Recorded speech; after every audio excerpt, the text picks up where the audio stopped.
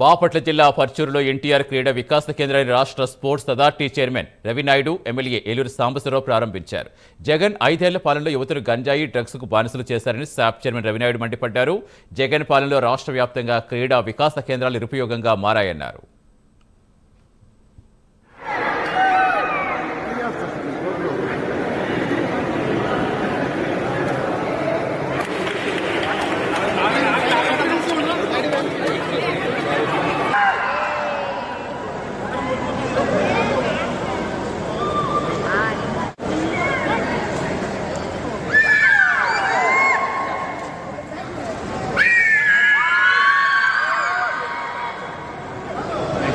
వాళ్ళ దృష్టిలో గంజాయి డ్రగ్స్ కు బానిసలుగా చేసే పరిస్థితి మన 5 ఏళ్ళు చూశారు.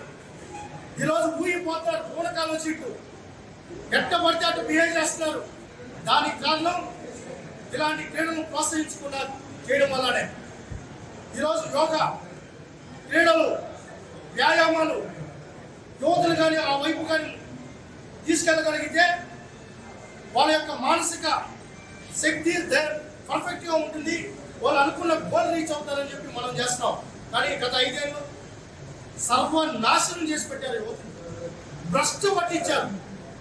వైన్ షాపులు కానీ పని చేయమని చెప్తారు.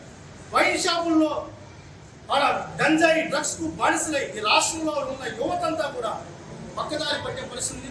వాళ్ళందరినీ ఒక సక్రమ పద్ధతిలో మార్చాలని కూటమి ప్రభుత్వం పనిచేస్తుంది. యువత అంటే వాళ్ళ దృష్టిలో గంజాయి డ్రగ్స్ కు బానిసలుగా చేసే పరిస్థితి మన 5 ఏళ్ళు చూశారు. ఈరోజు ఊగిపోతారు, పూనకాలు వచ్చిట్టు ఎట్ట పడితే అటు బిహేవ్ చేస్తున్నారు.